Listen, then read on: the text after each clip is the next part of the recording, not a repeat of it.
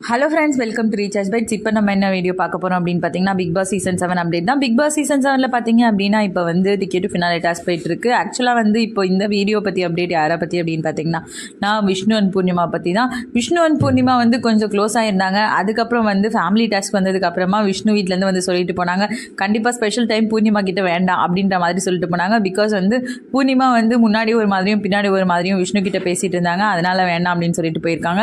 அதுக்கப்புறமா பார்த்தீங்க அப்படின்னா பூர்ணிமா வந்து என்ன சொன்னாங்க அப்படின்னா, லைக் மாயா வந்து நீங்கள் வேணால் கல்யாணம் கூட பண்ணிக்கோங்க, நான் வரமாட்டேன் அப்படின்ற மாதிரி சொன்னாங்க.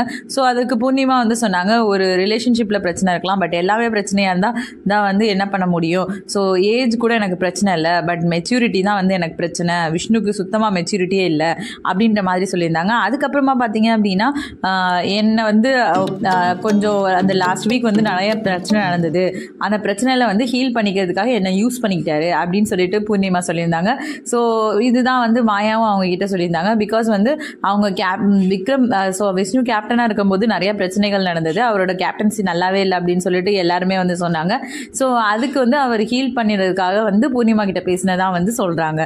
ஸோ அதுக்கப்புறமா பார்த்தீங்க அப்படின்னா, இப்போ வந்து ஆக்சுவலாக நிக்சன் வந்து பூர்ணிமா கூட தான் கொஞ்சம் நாளாக சுற்றிட்டு இருக்காரு. பூர்ணிமா, நிக்சன், மாயா 3 பேருமே எப்போவுமே ஒன்றாவே இருக்காங்க. ஸோ அவங்க 3 பேரும் சேர்ந்து தான் வந்து ஒரு கேம் ப்ளே பண்ணுறாங்க, எல்லாமே வந்து அவங்க 3 பேரும் சேர்ந்து தான் பேசுகிறாங்க. ஸோ நிக்சன் வந்து இவங்க 2 பேர் கூட இருக்காரு இப்போ. அதுக்கப்புறமா பார்த்தீங்க அப்படின்னா, டான்ஸ் மேரத்தான் டாஸ்க்லேயும் அதே தான் நடந்துச்சு. இப்போ பார்த்தீங்க அப்படின்னா, நிக்சன் வந்து பூர்ணிமா கூட டான்ஸ் ஆடிட்டு இருக்காங்க. ஸோ ஆக்சுவலாக வந்து லைக் அவங்க 2 பேரும் டான்ஸ் ஆடும்போது கொஞ்சம் க்ளோஸாக டான்ஸ் எல்லாம் ஆடுறாங்க. அதுக்காக வந்து பார்த்துட்டு விஷ்ணு வந்து கடுப்பாகிறாரு.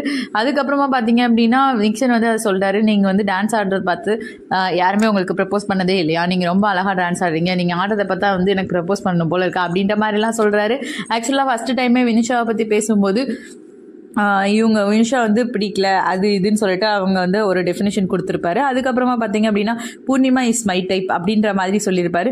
ஸோ அவருக்கு வந்து பூர்ணிமா தான் பிடிக்கும் அப்படின்றத தான் வந்து அவர் வந்து அப்படி சொல்லியிருப்பாரு. பட் ஆனால் அதையும் ஐஷு கிட்ட சொன்னார், ஒன்றுமே புரியல. அதுக்கப்புறமா பார்த்தீங்க அப்படின்னா, நான் இப்போ பூர்ணிமா கூட வந்து இப்படி க்ளோஸாக சுற்றிட்டு இருக்காரு. ஸோ க்ளோஸாக சுற்றினதுக்கப்புறம் பூர்ணிமாவே வந்து அதை அக்செப்ட் தான் பண்ணுறாங்க, அதை வந்து வேணான்னு அவங்க சொல்லவே இல்லை.